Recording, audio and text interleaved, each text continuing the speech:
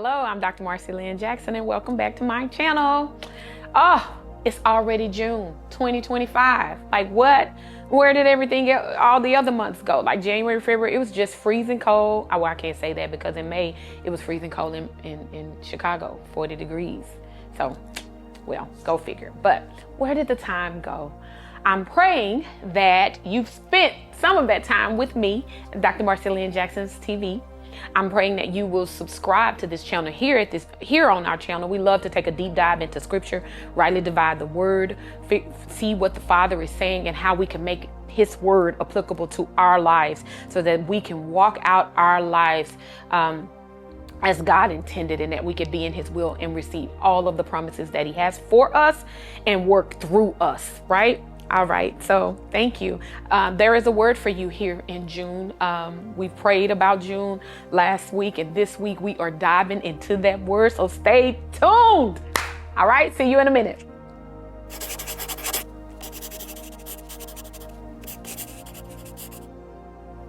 So I'm back with what the Lord has to say to us. I love God and what he does for his children, like he has given us instruction. When I talked to God in my prayer time to ask, what did you have for us? What do you have for us? What do you have for your children in this time? The Lord wanted me to look at Psalms 27 closely.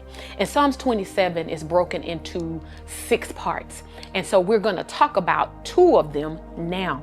And one of them that I want you guys to look at is Psalms. So let me tell you what those 6 parts are. Let's do that.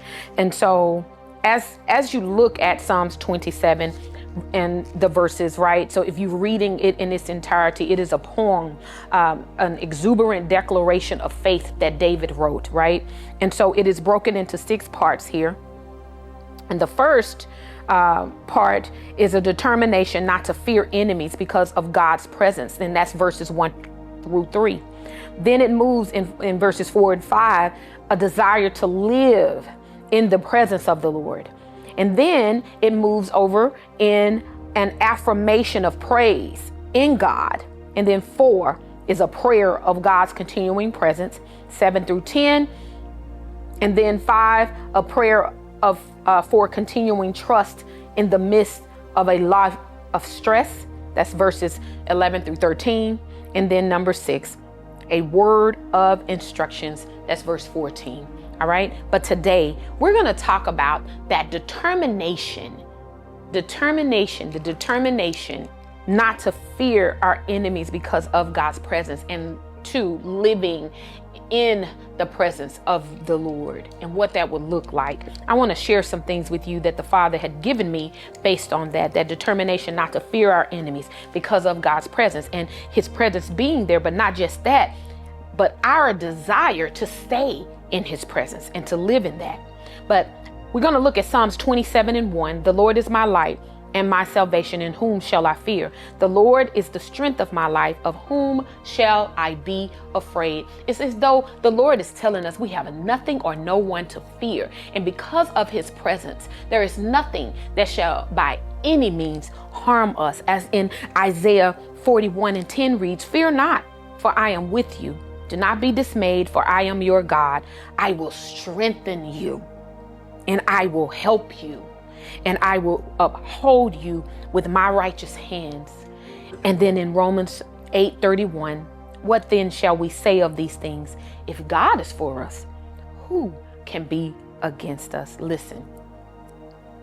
When the Lord comes to us and gives us instructions about what he wants us to do in our lives, and just the fact that we are a believer and living a life that is full of all kinds of evils like this, like we live in this world, but we are not of this world. We're not governed by the things that happen in this world. We have a higher power. We're called to a different order, another world order, and that is the order of Jesus Christ in the Bible. And what does the word say about it? I know our hearts have trembled at the first 100 days of our new presidency and what that has done for this country and how it is harming harming our country. I just read yesterday that what is it, the big beautiful bill that has passed, and how it's going to attack SNAP and TANF and people who receive government assistance, and make it harder for those projects to go through, and people who rely on it, like the millions of Americans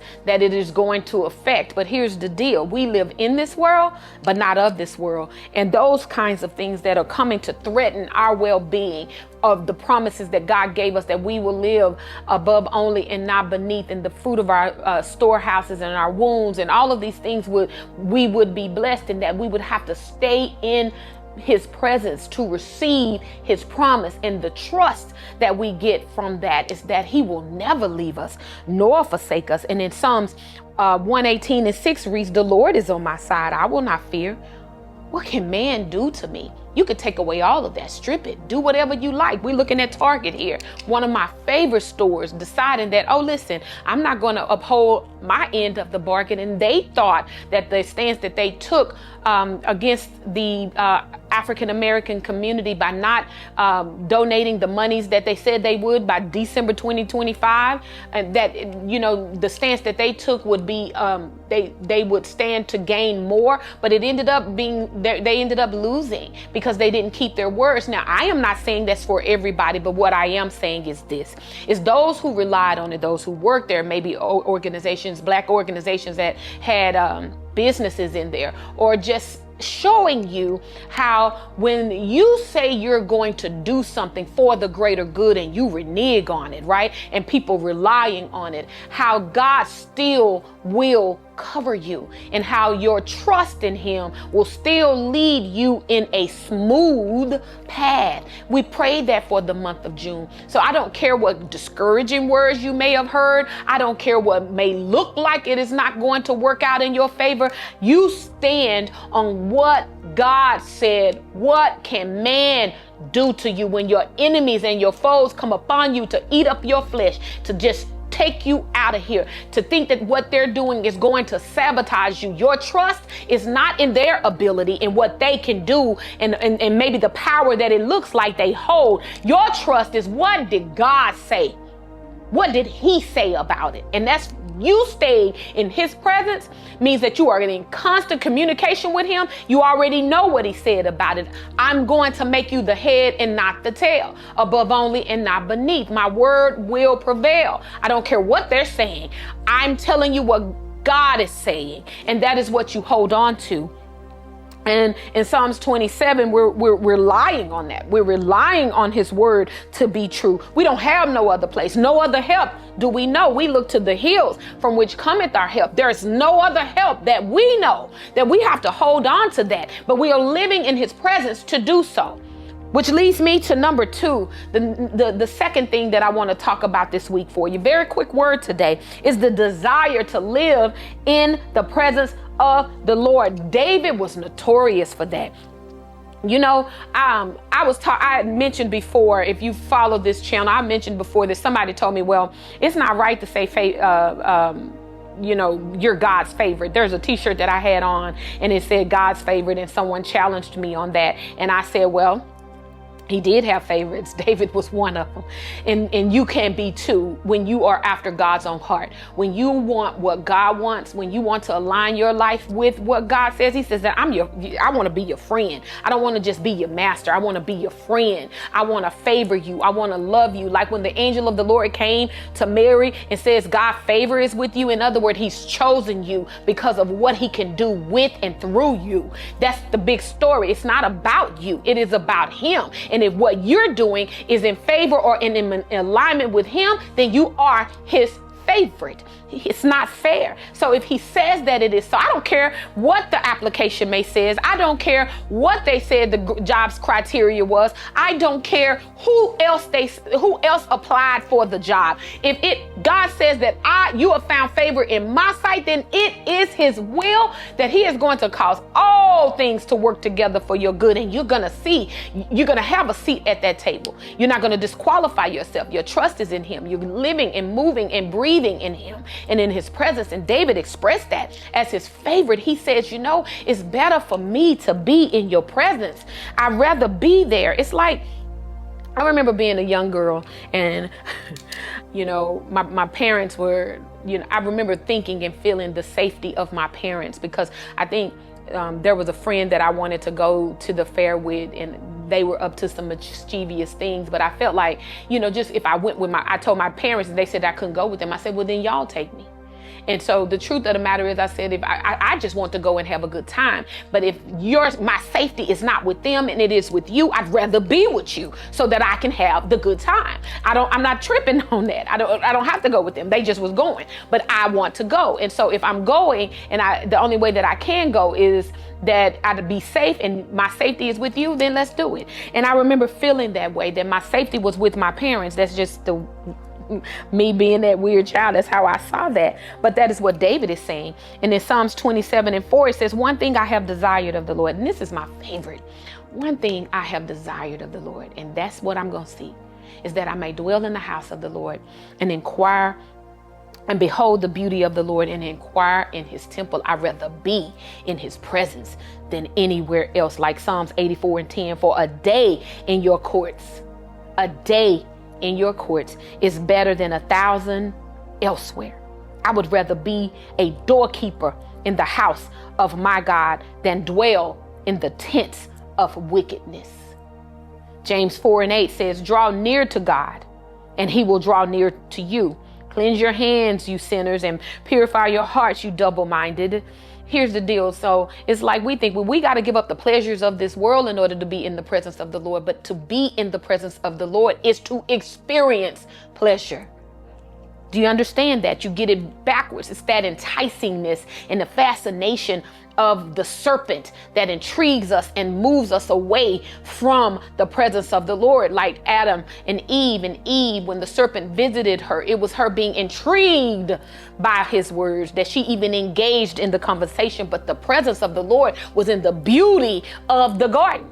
And she did away with that so that she can, because of the fascination of the serpent. But the serpent also, the words were fascinating and repulsive. So it was a good thing, but it was also a repulsive, disgusting thing at that same time.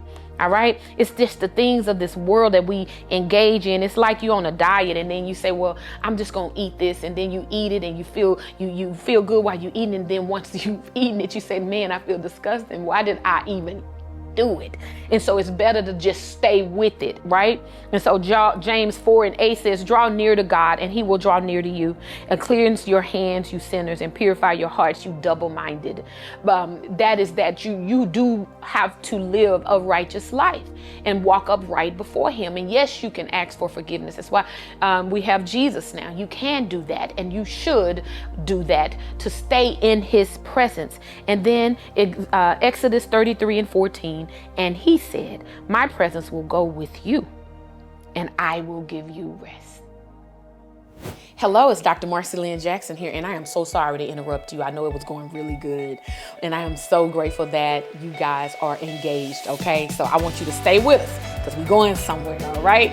However, if you would love to become a part of this community, we are here every week. You can binge watch, you can do you can go back and listen to it. I do that often when I need to be encouraged and I need my faith to be expanded and hear the word that was given to me to help me through my process. I want you to subscribe to my YouTube channel and join our YouTube community. I want you to like what you are listening to, and I want you to hit that notification bell so that you know when be notified when we post. Okay, so subscribe, like, and get notified. All right, let's jump back in. That's what we want. We want the presence of the Lord so that we can experience his goodness here in the land of the living. That's what we want, his goodness here. So I don't care what falls apart over here. I don't care what they're saying over here. The end goal is that you are in his presence and that his will is being fulfilled through your life. My husband and I was talking about that book, The Purpose-Driven Life, and I was telling him at the end of that book, the gist of the book was living a purpose-driven life, was living a life ready for God's use. to help others, because that is what we do in humanity. And if God says that this is what I want you to do, then he's going to provide the way for you to do it, the tools, the resources, the way through it to get it done. And our trust is in that. And in his presence, we get our instructions, we receive our peace. And then what can man do to you? If God said it, it's like Jesus when he wanted the donkey, he said, go get that because I need it. And tell him I need it. All right? That's the same with you. All right? May the Lord bless you and keep you. May he make his face shine upon you and be gracious to you and give you peace. I will see you next week. We're going to live a life in his presence, and we are going to be determined through Psalms 27. We're going to be determined to not be moved by our enemies. All right? See you later.